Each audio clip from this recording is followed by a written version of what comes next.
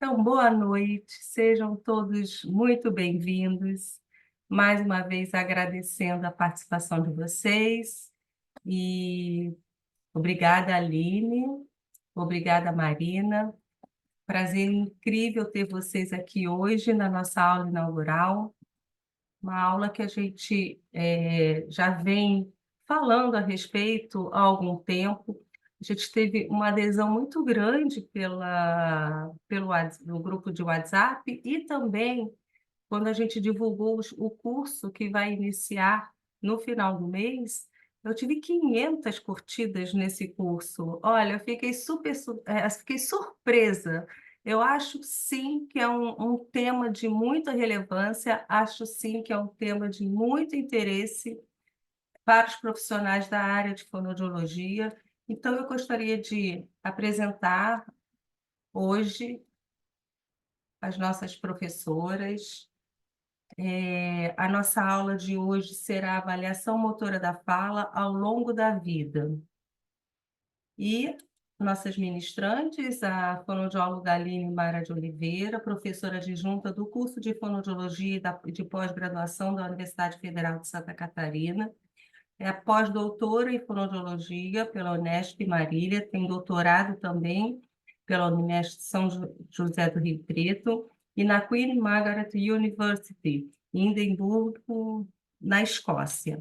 Fez mestrado em estudos linguísticos pela USP e é líder de pesquisa em transtornos dos sons da fala e transtornos de linguagem, além de ser a nossa coordenadora da área de transtornos motores da fala, da Fono3. Muito obrigada, Aline, mais uma vez, por você estar trazendo mais esse curso para a gente. E doutora Marina Padovani, fonoaudióloga, especialista em voz pelo Conselho Federal de Fonoaudiologia, tem mestrado e doutorado em ciências da Universidade Federal, pela Universidade Federal de São Paulo, atua nas áreas de expressividade, comunicação e transtornos neurológicos motores da fala, câncer de cabeça e pescoço, com enfoque em fala, voz, deglutição e cognição. Marina, muito prazer incrível ter você aqui. A Marina é nossa professora do curso de aprimoramento e disfagia, traz temas muito relevantes também para a prática do profissional na área hospitalar, e é um prazer muito grande de, mais uma vez, a gente iniciar um curso com dois profissionais de relevância dentro da fonoaudiologia. Eu vou descompartilhar e vou passar a palavra para vocês.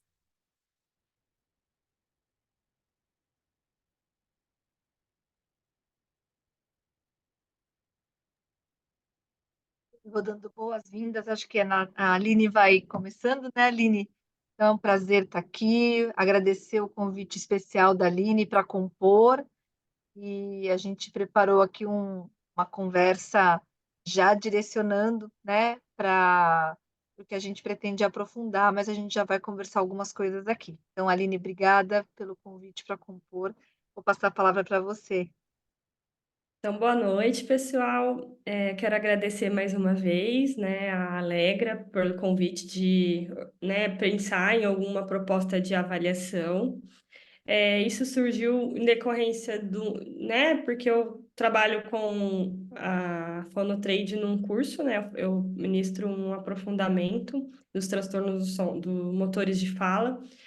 E sempre os alunos têm vindo pedir, né?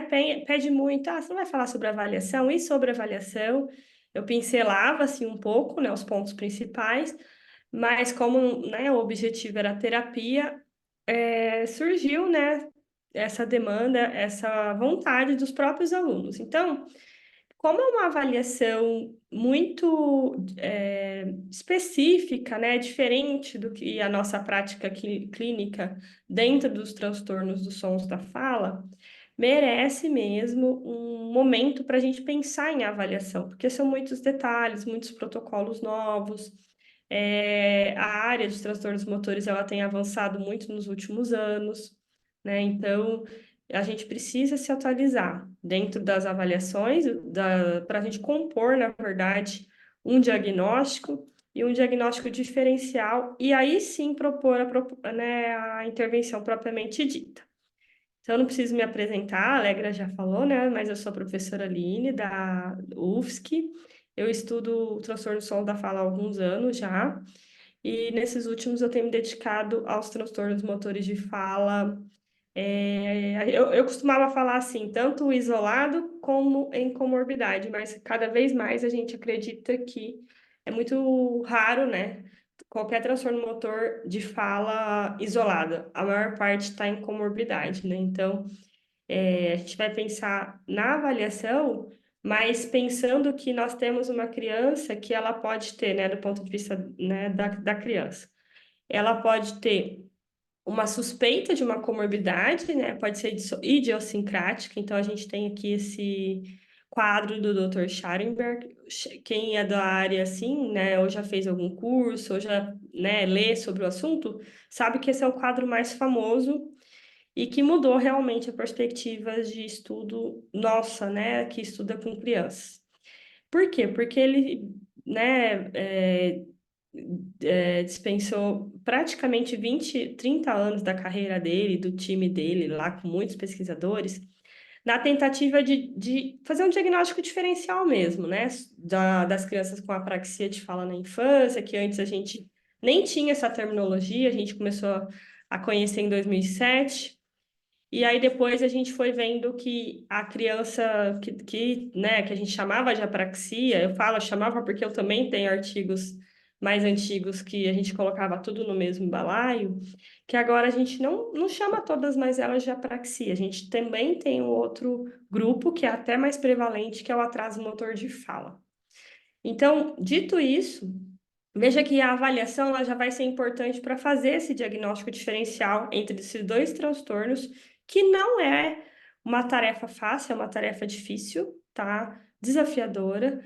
E a ideia é que nós possamos diferenciar os dois grupos, tanto no processo de avaliação e diagnóstico, quanto discutir um pouco da terapia diagnóstica, tá?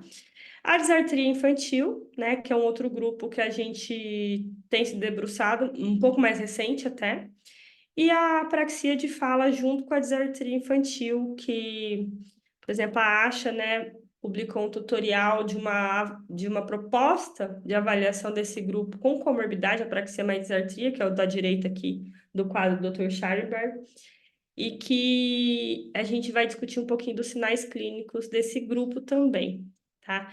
Como eu disse, todos eles, a gente pensa numa proposta, né, de uma criança que não vem com comorbidade, mas a gente tem visto cada vez mais, inclusive em pesquisas genéticas, que tem sempre uma questão associada aí dentro desses quadros. E tudo isso é importante porque, né, porque muitas vezes somos nós, na própria anamnese, na própria entrevista, que a gente pega um detalhe ali da história clínica dessa criança que vai nos trazer um indício de uma possível comorbidade, tá? É uma criança que demorou para falar, é uma criança que tem alguma seletividade alimentar, é uma criança que tem dificuldade até de interação social, que tem, né? Então, assim, na história, muitas vezes é a gente que vai detectar essas possíveis comorbidades na nossa avaliação. Então, por isso que é tão importante a gente se debruçar, assim, estudar a avaliação e o diagnóstico diferencial e o diagnóstico com comorbidades. E aí, nessa perspectiva da anamnese, que a gente vai começando a levantar, tem um ponto muito importante que não pode deixar passar, tá? Isso a gente tem batido muito nessa tecla, que é a história de levantar os marcos de desenvolvimento dessa criança. Então, antes de pensar numa avaliação motora da fala propriamente dita, a gente vai pensar em ver se esses marcos de desenvolvimento do desenvolvimento geral como um todo, comunicação expressiva, receptiva, linguagem, né, desenvolvimento da autonomia, imitação, jogos, né, desenvolvimento de jogo, cognitivo, habilidades motora grossa, motora fina, se estão dentro do esperado ou não. Se não, a gente já vai levantando hipóteses de possíveis alterações e investigação, né, mapeamento genético ou própria avaliação de outros profissionais, terapeuta ocupacional e tudo mais, tá? Então, a gente vai falar de avaliação motora, mas a gente vai criando uma linha de raciocínio que vai compor esse diagnóstico. Depois a gente vai ver que avaliar a comunicação e a linguagem, né? Então, é um ponto antes até da fala. E aí sim a gente guarda a nossa ansiedade e vai para a avaliação da fala, pensando dessas características indicativas de transtorno motor, que é aquele primeiro quadro que eu coloquei para vocês, tá? Deixa eu apagar aqui, que acho que tem alguém riscando a tela sem querer, gente. Então, apesar da gente ter um foco, né, da avaliação de fala propriamente dita, essa criança vai ter o desenvolvimento da fala se nós garantirmos as outras questões anteriores, a base, né, que é o desenvolvimento global, comunicação e linguagem, tá? A gente tem separado o estudo da fala da linguagem puramente porque a gente acredita que nós possamos aprofundar mais na fala, nos aspectos envolvendo de fala, visto que é uma área que está assim, progresso científico muito forte, como eu disse no começo, mas a gente considera sempre vinculado aos aspectos de linguagem e comunicação. Então, todas as crianças a gente tem que olhar nessa perspectiva. Não é fácil essa tarefa de avaliar uma criança com suspeita de apraxia, né, e os outros transtornos motores, tá? Mas a gente vai criando uma linha de raciocínio para se tornar cada vez mais didático e a gente começar a pensar no perfil da criança que chega na nossa clínica, né? Para a gente começar a criar uma linha de... Ah, é uma criança minimamente verbal? É uma criança verbal? Então, é uma criança mais nova ou com graves dificuldades de fala, né? São as pequenininhas lá que fala pouco. Ou é uma criança mais velha que tem dificuldades de fala mais leves. Essas duas categorias, tá? Eu gosto muito de usar porque, na verdade, o quadrinho verde aí está se referindo a uma criança minimamente verbal e a de baixo verbal, né? Independente da idade. Mas, didaticamente, vai deixando a gente mais confortável para pensar em ideias de avaliação. Por quê? Essa criança mais nova, né, que fala pouco, eu não vou conseguir aplicar, né, avaliações específicas que a gente tem aí para detectar sinais clínicos da apraxia, por exemplo, tá? Então, a gente vai criar outras estratégias, né? Nós temos algumas possibilidades lá, que, na verdade, esse quadro, tá? Ele foi desenvolvido pela doutora Tricia, da Universidade de Sydney, e eu adaptei para o português brasileiro, né? Pensando nos testes que a gente tem aqui. Alguns a gente tem em desenvolvimento, outros a gente tem em fase de publicação e outros a gente adapta, tá? Então, as crianças mais novas, como que a gente vai fazer? A gente vai criar uma lista de palavras, né, que contém desde de monossílabos, né, de tongos, na verdade, monossílabos, palavras que contêm CV, consoante, vogal, vogal, consoante, vogal, consoante, vogal, consoante com as vogais iguais, e assim sucessivamente a gente vai tornando mais complexa essa lista de palavras na medida que a gente contemple variedades de som, fonema, vogais, porque aqui a vogal ela é extremamente importante, diferente dos outros transtornos de fala, tamanho de sílaba, tipo de sílaba, então a gente vai querer sílaba do tipo CV, sílaba do tipo VV, sílaba do tipo CVC, né? E tamanhos de palavras, palavras de tongos, de sílabos, palavras multissilábicas e tudo mais, tá? Então, a gente vai compor uma lista que, ao longo por exemplo, quando a gente não tem uma formalização de um teste, a gente faz isso. No português, a gente tem uma avaliação que foi publicada pela Lisiane, né, num mestrado lá da Unesp, que eu vou mostrar para vocês. Então, tem uma lista que a gente pode usar ali, que vai nos ajudar a guiar essas crianças, tá? que já usa uma forma bem importante para a nossa área, que é uma avaliação dinâmica. O que isso significa? Que à medida que a criança erra, a gente vai inserindo pistas de diferente ordem, então, verbal, gestual, motora. Então, a gente vai lá, ajuda a criança a falar mesmo, para a gente ver se existe uma melhora na produção de fala a partir das pistas, tá? A gente tem o DENS, que é uma avaliação que foi validada, né, pela professora Márcia Kessler e a Marileda Gubiani, que está em processo de publicação já, então já está há alguns anos nesse processo de validação e tudo mais. Em breve nós teremos no português.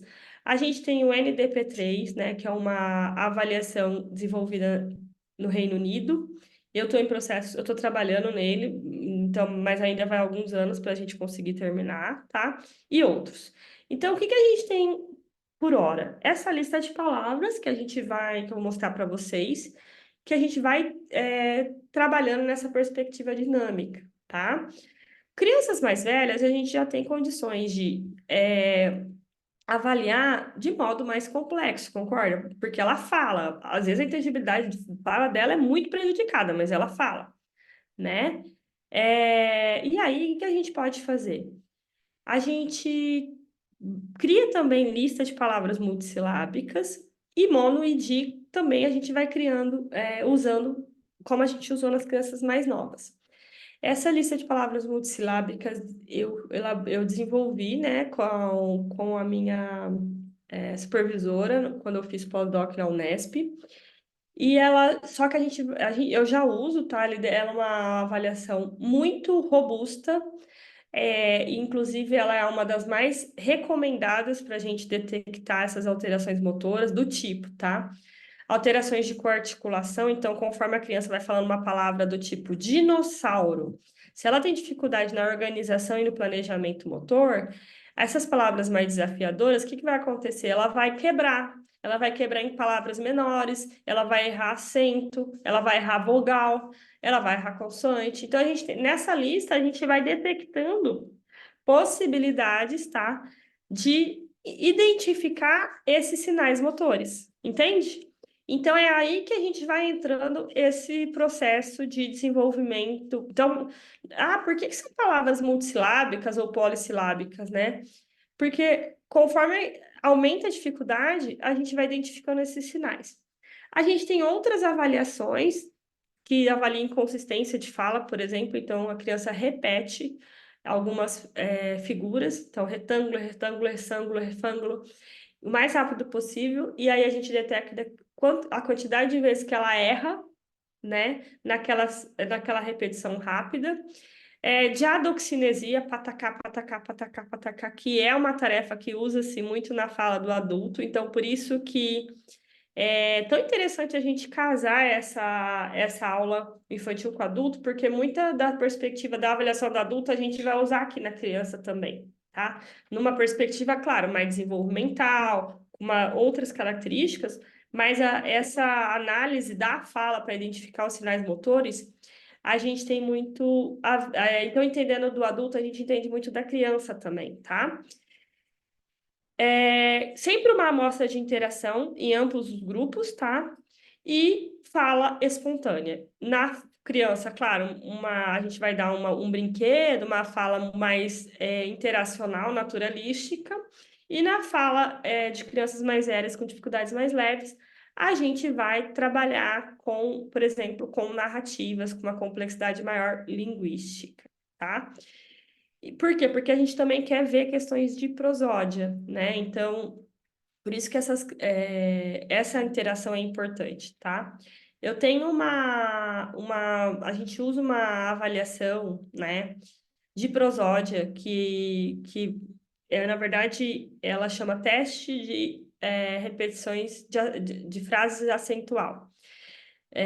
Por quê? Porque a gente muda a entoação das palavras, tá? Então, por exemplo, uma das frases é João adora jogar bola. Então, a gente coloca ênfase em determinada palavra da frase e a criança tem que detectar essa diferença, tá? Que é o foco, é o grupo acentual da palavra, da frase, né? Ou João adora jogar bola. Então, ela tem que identificar onde está a intuação, imitar. Então, quando as crianças realmente têm dificuldade de percepção da prosódia, isso, compreensão, né, na verdade, ela vai ter muita dificuldade de reproduzir essa entoação, né, na palavra principal ali que a gente está fazendo essa ênfase, tá?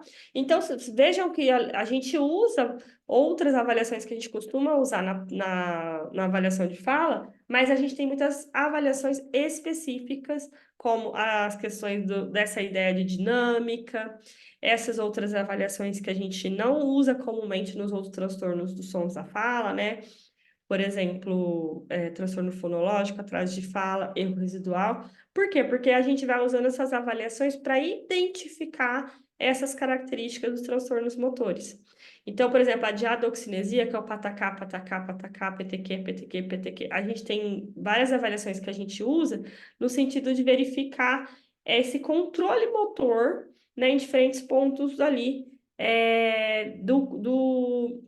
da hierarquia motora, né, desse controle motor, que precisa ser refinado, precisa ser rápido, precisa ter uma série de características de inteligibilidade de fala para ela conseguir produzir essa diadoxinesia, por exemplo, tá? E aí, muda muito o nosso raciocínio de uma criança com perfil minimamente verbal, né, que essas mais novas, é, que tem uma amostra de fala mais reduzida, vamos pensar assim, e um perfil verbal. Porque o perfil verbal, a gente está preocupado muito com o refinamento motor, enquanto com o verbal, minimamente verbal, a gente está preocupado com comunicação, linguagem, né, nos dois, mas assim, aqui vai estar muito mais alterado, com certeza, e também a hierarquia da sílaba mesmo, né, da aquisição silábica, da tamanho da aquisição fonológica e aquisição motora, tá? Então, todos esses pontos a gente tem que levar em consideração para a gente conseguir ir mapeando o diagnóstico diferencial. E assim, tô travando, gente? Alguém falou que tô travando? Não? E assim, gente, essas avaliações, ela vai trazendo um raciocínio para a gente entender se é um atraso motor, se é uma apraxia, se tem alguma questão de disartria, de adoxinesia, por exemplo, ela é sensível para a gente perceber a diferença entre apraxia e disartria. É, né, sem contar com a velha e boa avaliação fonológica, que tem que estar inclusa nas nossas avaliações. Por quê? Porque lá que a gente vai perceber uma série de outras, o que está no inventário da criança, o que tem de consoante, o que tem de vogais, né? É, Quando, por exemplo, uma criança já tem erros de vogais ali na fonológica, ó, já é um marcador importante para o transtorno motor, certo? Então, eu não posso considerar que é uma questão de transtorno fonológico ou atraso de fala. Ali eu já estou vendo que tem uma questão de vogais, tá?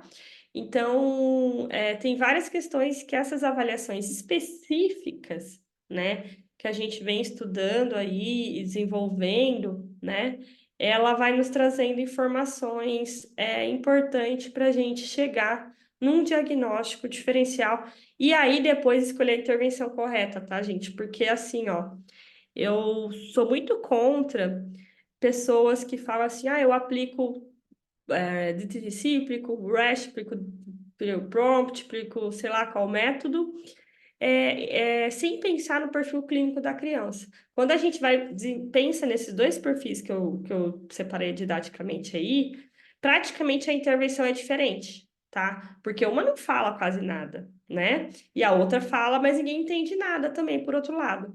Então, por exemplo, a intervenção do perfil mais verbal é de um jeito, a de minimamente verbal é de outro, né? Então, a avaliação é importante para identificar isso, tá?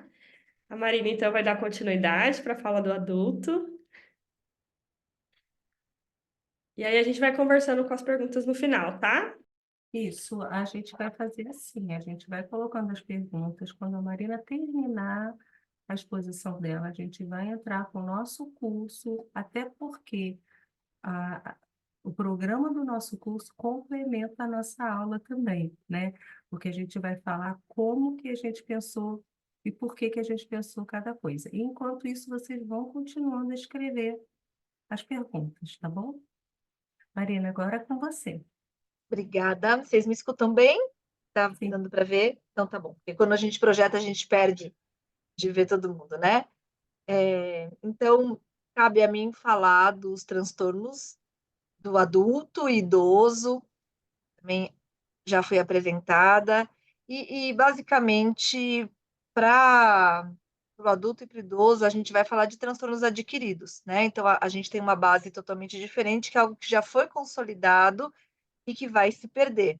Mas eu tenho ali uma possibilidade de resgate, de recuperação, e, num primeiro momento, os transtornos motores, eles, dentro da própria, dos transtornos práxicos, a gente pode ter transtornos relacionados à fluência, mas, basicamente, a gente vai dividir em apraxia e a gente tem preferido usar o disartrofonia para poder contemplar todos os subsistemas da fala. Então, nesse sentido, a ideia é pensar em tarefas, em protocolos. Alguém perguntou no começo, protocolos estão disponíveis? Sim, nós temos protocolos disponíveis. O processo de validação no infantil, a gente vê aí um boom, né, nesses últimos anos, de processos de validação de protocolos diferentes. A gente tem, dentro do adulto, também alguns protocolos, não necessariamente todos, com todos os níveis de validação, mas que tem, sim, subsidiado a prática clínica para o diagnóstico diferencial, né? Primeiro na identificação de um transtorno motor e na sua diferenciação. Então, a ideia é que a gente possa pensar em tarefas e protocolos mais curtos, porque a gente também trabalha em diferentes ambientes, ambulatório, ir-a-leito, pensando nesse perfil de paciente, né? Tarefas que atendam à avaliação, que ela é subjetiva, que ela tem classificadores para cada subsistema, mas também pensar em tarefas que complementem essa avaliação clínica. A depender da classificação, né, a gente tem uma classificação que ela é etiológica, mais utilizada, mas aí depende da gente já ter um diagnóstico médico, né, ou de ter ali um conhecimento do evento. Então, nós, dentro das classificações de base etiológica, a gente tem mais grupos, mas o que a gente viu ao longo do tempo é que muitas vezes a intervenção ela vai passar por um perfil um pouco mais próximo, e a condição etiológica, ela vai dar para a gente mais prognóstico e possibilidade de manejo do que exatamente o caminho da intervenção, né? Então, a classificação etiológica, que foi sempre muito usada, ela foi depois mais simplificada, pensando em características. Coloquei aqui como vocais e laríngeas, em 3 grupos principais para execução, a parte do transtorno motor de defeito na produção, em comparação com a programação. E, nesse sentido, esse foco vocal, né, ele é algo que a gente vai poder destrinchar, ele foi um grande diferenciador para a qualidade da intervenção nos últimos 30 anos. Então, quando a gente pensa no subtipo de transtorno motor da fala disártrico para o adulto idoso que adquire essa alteração, a gente vê que por muito tempo o foco foi articulatório, e esse foco articulatório, por uma série de questões, como dose de terapia, enfim, prática, ele não tinha um resultado generalizado, quando, como o método de Silverman trouxe uma abordagem com foco fonatório, principalmente, eu não diria exclusivamente, né? E pensando na integração dos subsistemas da fala, do ponto de vista de execução motora, fez muito sentido organizar a base para depois modelar o filtro, né? Então, o trabalho vocal integrado com o trabalho de ressonância, de articulação, enfim, que é o que a gente vai ver do ponto de vista da avaliação. É importante lembrar que no adulto eu tenho uma base estabelecida, as redes estão ali colocadas e otimizadas com o tempo. Então, é um trabalho de resgate diferente do infantil, né, que é um trabalho de condução de estabelecimento do processo motor. Então, a gente tem velocidades neuroplásticas diferentes, mas a gente tem momentos diferentes e suas peculiaridades para que a gente possa pensar também na intervenção, né? E a gente tem, dentro dos fechamentos ali principais de melinização, os primeiros 2 anos, né? E depois a gente tem outros momentos, perto ali dos 7, 8 anos, e depois perto dos 12 anos, para que a gente tenha um contínuo ali de aprimoramento, de maturação também desse processo de organização, né, motora da fala. E ele é absolutamente intrínseco, né, com as outros subsistemas da fala, como a Aline acabou de falar, e, e ele também depende, né, ele se autorregula na possibilidade da repetição e da interação, né, e da própria prática, vamos dizer assim. Então, esta base ela é importante para que a gente entenda o recurso que a gente tem, né, para resgatar, ou a possibilidade que a gente tem para reintegrar, né? E pensando no que fica para o adulto, né, a gente tem processos que devem incluir a avaliação dos subsistemas, e que são avaliações que nós temos padronizações de tarefas, mas que elas são eminentemente subjetivas, e elas são auditivas e visuais, porque processos visuais, né, de ensaio ou de, de uma palilalia, você não faz só uma inferência auditiva ali para classificar, né?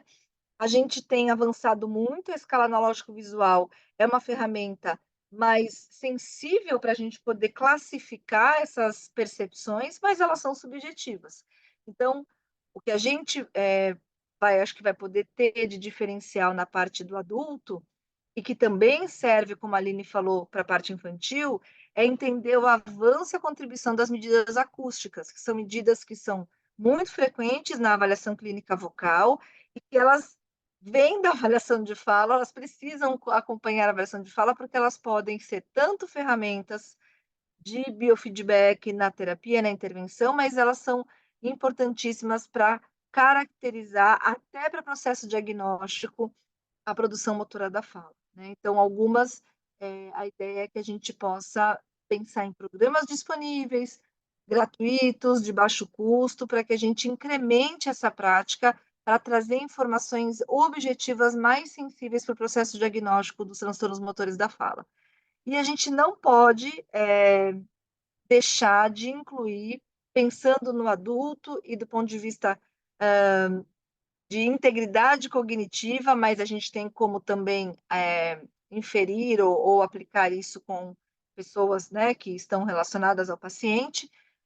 A gente tem que saber o impacto sob a perspectiva do próprio paciente. Então, a CIF, né, a Classificação Internacional de Funcionalidade, lá desde meados dos anos 2000, trouxe um boom de desenvolvimento de protocolos de qualidade de vida, e para condições que são crônicas ou progressivas, não só, mas especialmente, faz toda a diferença a gente mapear no que esse transtorno que a gente está caracterizando afeta a vida do sujeito, como ele se incomoda mais, em que situações, porque isso customiza a intervenção.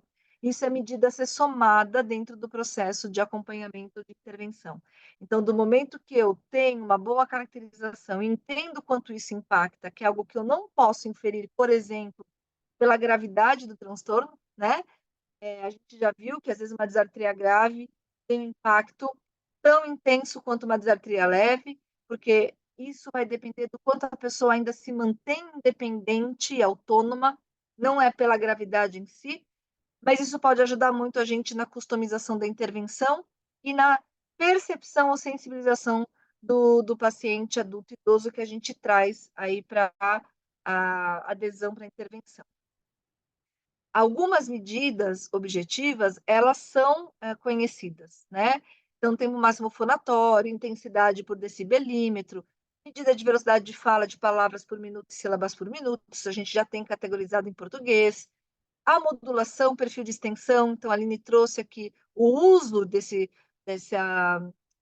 recurso vocal na expressividade, a gente consegue mensurar isso, e a gente tem relatos do quanto isso é restrito ou mal colocado nos transtornos motores da fala, e essa é uma habilidade importante da gente focar na reabilitação. A diadococinesia também, que a Aline já colocou, a gente tem padrão nacional para crianças maiores, a gente tem padrão para adulto e idoso, e ela é uma medida sensível para qualquer subtipo de transtorno motor da fala, inclusive para identificar a condição da alteração da programação apráxica versus de execução desátrica, né? Então, é uma tarefa viável, possível da gente usar no dia seguinte que a gente aprende. E a gente tem algumas medidas que foram trazidas como medidas específicas, a variabilidade de frequência vocal, específicas de tremor. Além disso, entender de que forma a gente pode pensar medidas acústicas que auxiliem em medidas articulatórias, sem ser velocidade de fala, e integridade articulatória e inteligibilidade de fala, que é o produto final, né, da fala compreendida. Então, o que o sujeito deseja é ser compreendido, é não repetir enquanto fala, é não perder a atenção do seu ouvinte. E a inteligibilidade é uma medida que integra tudo isso, né? Então, a gente precisa ter recurso mais acurado para aferir essa inteligibilidade. É pouco inteligível, é 50%, 70%. Existe um protocolo validado da professora Karen Ortiz e Simone Barreto, que traz sentenças com menor preditividade para que a gente faça uma avaliação de inteligibilidade mais acurada.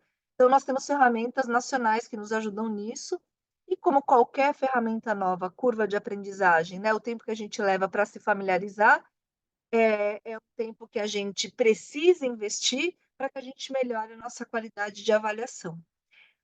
Ainda assim, né, é possível usar na escala analógico-visual uma forma de mensurar a impressão do desvio do padrão articulatório, que a gente tem chamado de integridade articulatória, e da alteração de ritmo, né?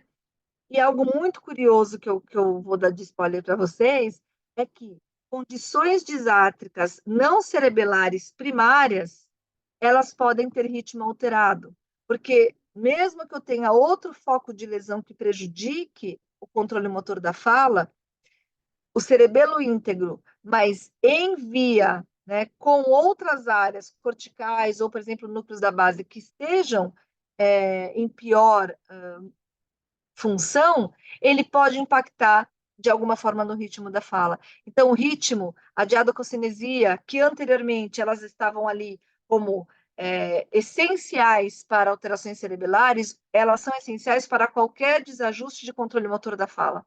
E, obviamente, que a disfunção cerebelar trará uma alteração muito mais evidente nessas medidas, por exemplo. E no adulto, a gente tem quadros que cursam com características que são muito peculiares, não necessariamente patognomônicas, ou seja, se acontecem, são aquela doença, mas que são muito peculiares, como a palilalia no Parkinson, o jato de fala no Parkinson, a coprolalia, né, por exemplo, no Tourette ou no Huntington. Então, e aí eles são, de fato, chamados de aspectos bizarros. Então, entender que essas manifestações involuntárias, elas compõem quadros maiores, mas que envolvem transtornos motores da fala, é algo importante para que a gente possa colaborar em processos diagnósticos. Algumas condições motoras da fala, onde a gente desconhece um evento súbito, como, por exemplo, um pós-AVE, um pós-TCE, pós-vasculite, pós-encefalite, enfim, em adulto, que muitas vezes são transtornos progressivos, às vezes oncológicos, às vezes neurodegenerativos, eles podem vir no primeiro momento como manifestações que podem passar por funcionais. E a gente precisa ter ferramenta sensível para perceber que algo ali pode ter um viés de alteração de controle motor. Então, hoje, na clínica fonoaudiológica, neste perfil de paciente, a gente, obviamente, recebe muitos pacientes já diagnosticados, onde a gente vai caracterizar e dar ali o encaminhamento terapêutico. Mas a gente também recebe pacientes para Diagnóstico diferencial de subtipos de transtornos motores da fala, como tremor distônico, tremor essencial ou distonia laríngea, né? Ou pacientes onde a manifestação de fala é um dos sintomas iniciais de quadros neurológicos ainda não identificados. E a possibilidade de medidas mais sensíveis tem dado para a gente mais segurança para suspeitar e fazer o encaminhamento para um diagnóstico neurológico.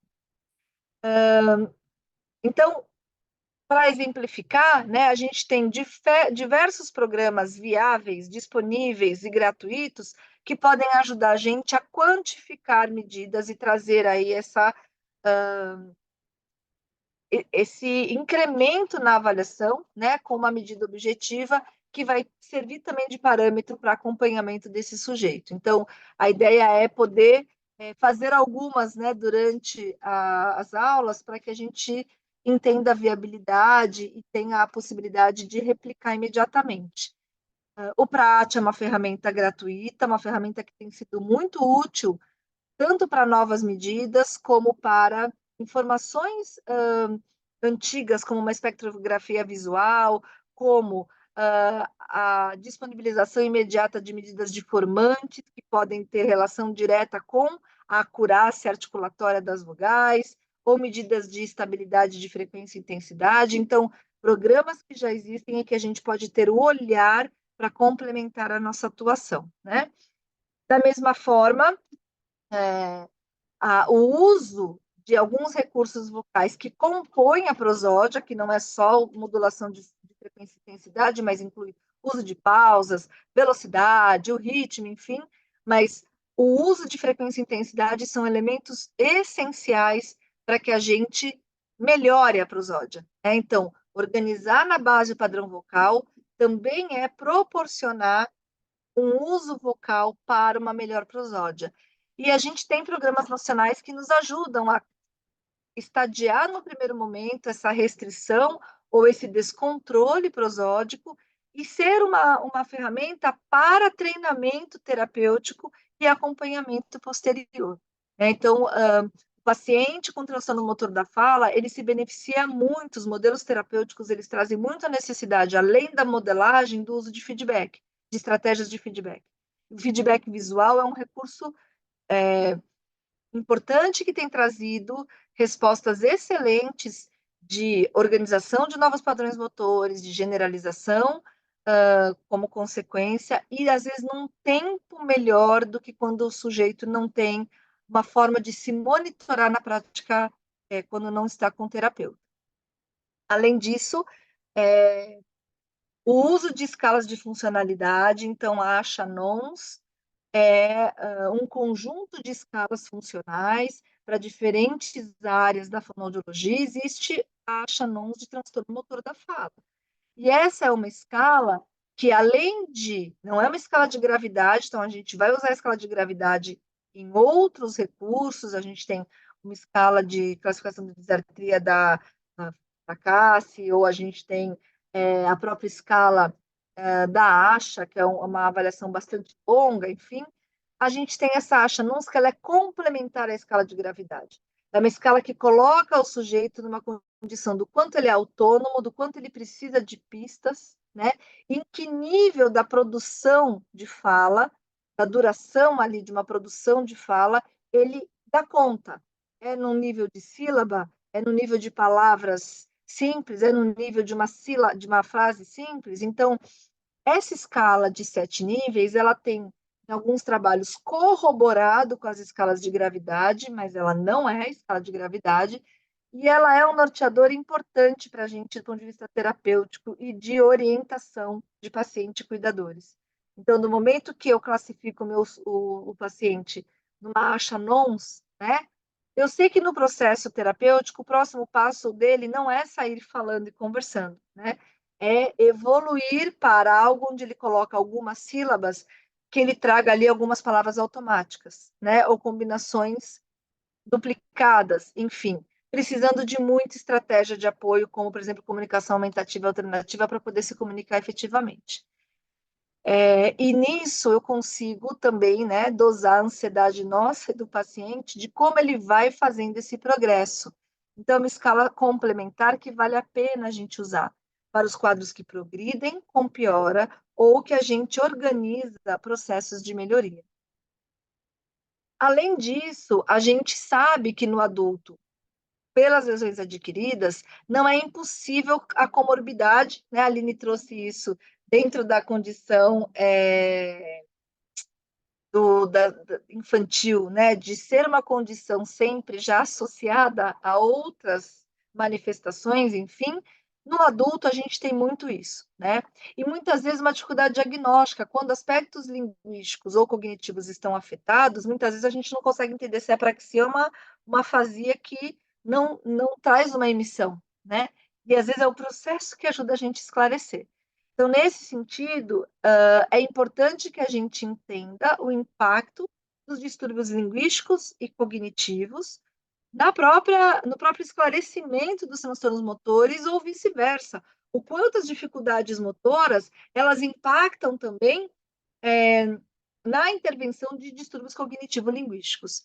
Então, nesse sentido, este protocolo de apraxia americano, ele está sendo validado pelo grupo da UFPB, ele já tem algumas etapas, e ele mostra, por meio de várias tarefas que vão compor a avaliação e que vão incluir tarefas narrativas, tarefas motoras, tarefas de acesso lexical, enfim, outras tarefas que não só de execução ou de uma programação da produção motora, a possibilidade de entender se esses transtornos estão combinados ou se eles estão mais para a parte motora, apraxia, disartria, ou mais para a parte linguística, afasia, né? Então, é muito interessante, nós vamos discutir ele detalhadamente, que ele ajuda nesse esclarecimento e é importante que a gente entenda nesse perfil de paciente que muitas vezes a gente vai precisar lançar mão, sim, no mínimo de um rastreio cognitivo, no mínimo de algumas tarefas para que a gente possa ter mais segurança desse diagnóstico neurológico relacionado à execução ou organização, à programação da fala e não exatamente, né, a organização do discurso em si, que pode estar muitas vezes combinado ou não. Muito bem. Eu gostaria de encerrar aqui para abrir para perguntas. Eu acho que já tem várias perguntas e vou ficar à disposição para que a gente possa discutir um pouquinho, tirar algumas dúvidas que vocês já tenham e discutir um pouquinho das propostas que a gente tem para o curso também. Perfeito, muito obrigada. Eu só vou parar a gravação rapidamente. Eu estava aqui ouvindo